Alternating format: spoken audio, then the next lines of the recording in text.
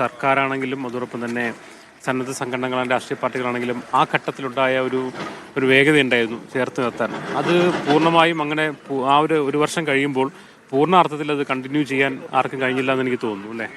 അങ്ങനെ നിരവധി പരാതികൾ വരുന്നുണ്ട്.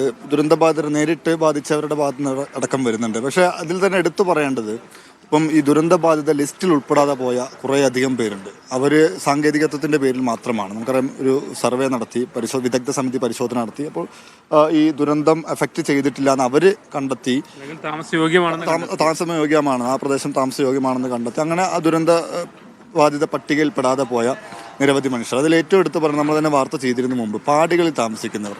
അത് അവർ പറയുന്നത് അവരുടെ ഏതാണ്ട് ഒരു 100 മീറ്റർ അപ്പുറത്ത് ഒലിച്ചുപോയി, അല്ലെങ്കിൽ അന്ന് രാത്രി ശബ്ദം കേട്ട് എല്ലാം കെട്ടിപ്പുറക്കി ഒന്നും നോക്കാതെ ആളുകളെ ജീവൻ മാത്രം നോക്കി അവിടുന്ന് ഇറങ്ങി ഓടിയവരാണ്.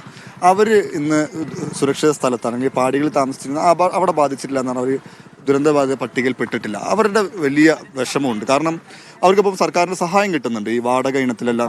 താമസിക്കുക എന്ന് പറഞ്ഞാൽ അത്രയും ബുദ്ധിമുട്ടുള്ള ആൾക്കാർ അവർ പറയുന്നത്, നമ്മളവരെ പോയി കണ്ടിരുന്നു. അപ്പം ഇപ്പം വാടക കിട്ടുന്നുണ്ട്, 6000 രൂപ കിട്ടുന്നുണ്ട്. ഇപ്പം കൽപ്പറ്റയിലും അല്ലെങ്കിൽ അങ്ങനെ കുറച്ചുകൂടെ സുരക്ഷിതമായ സ്ഥലങ്ങളാണ് ഒരു വാടകയ്ക്ക് താമസിക്കുന്നത്. മറ്റിടങ്ങളൊന്നും കിട്ടാനുമില്ല. 8000 രൂപ മുതൽ. അപ്പൊ അവർ പറഞ്ഞൊരു കാര്യം, ഇവിടെ താമസിച്ചിരുന്നത് 500-1000 രൂപയായിരുന്നു വാടക. അവിടെ ഇപ്പം താമസിക്കുന്നത് 8000 മുതൽ അങ്ങോട്ട് മുകളിലേക്കാണ്. അപ്പം ഇത് കഴിഞ്ഞാൽ, ഈ പുനരധിവാസം കഴിഞ്ഞാൽ പട്ടികയ്ക്ക് പുറത്തായതിന്റെ പേരിൽ ഈ സഹായം കൂടി നിലച്ചാൽ എന്ത് ചെയ്യും എന്നുള്ളൊരു ചോദ്യം ബാക്കിയാണ്. തീർച്ചയായും. പിന്നെ സർക്കാരിൻ്റെ പുനരധിവാസ പദ്ധതിയുടെ നിർമ്മാണം തുടങ്ങുന്നുണ്ട്. മറ്റ് സംഘടനകളുടെ പലതും തുടങ്ങിയിട്ടുണ്ട്.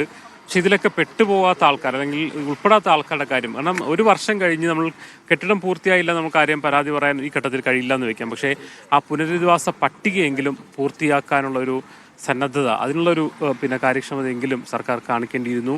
ചികിത്സയിട്ട് പൈസ ലഭിക്കാത്ത ആൾക്കാർ, അതോടൊപ്പം തന്നെ കച്ചവടം, നമ്മൾ നേരെ കണ്ട ചൂരൽമലയിലെ കച്ചവടക്കാർക്ക് ആർക്കും ഇതുവരെയും നഷ്ടപരിഹാരം ലഭിച്ചിട്ടില്ല. വായ്പകൾ കേരള ബാങ്ക് ഒഴികെ വേറെ ആരും തന്നെ എഴുതി തള്ളിയിട്ടില്ല. നിരവധി പ്രശ്നങ്ങൾ ഇപ്പോഴും നിലനിൽക്കുന്നു. ചൂരൽമല ഒറ്റപ്പെട്ട് നിൽക്കുകയാണ്. അങ്ങനെ നിരവധി പ്രശ്നങ്ങൾ നമ്മൾ കാണുന്ന ആൾക്കാർക്കൊക്കെ തന്നെ ഉണ്ട്. അതൊക്കെ തന്നെയും സമഗ്രമായി ഈ ഒരു 1ാം വാർഷികത്തിൻ്റെ ചർച്ചയിലെങ്കിലും സർക്കാരും മറ്റ് സന്നദ്ധ സംഘടനകളും വളരെ സജീവമായി അത് ഇടപെട്ടുകൊണ്ട് അവരുടെ പുനരധിവാസം എന്ന് പറയുന്നത് കേരളത്തിൻ്റെ വലിയൊരു ബാധ്യതയായി ഏറ്റെടുത്തുകൊണ്ട് അവരെ വീണ്ടും ചേർത്ത് നിർത്തണമെന്ന് മാത്രമാണ് നമുക്ക് പറയാനുള്ളത്.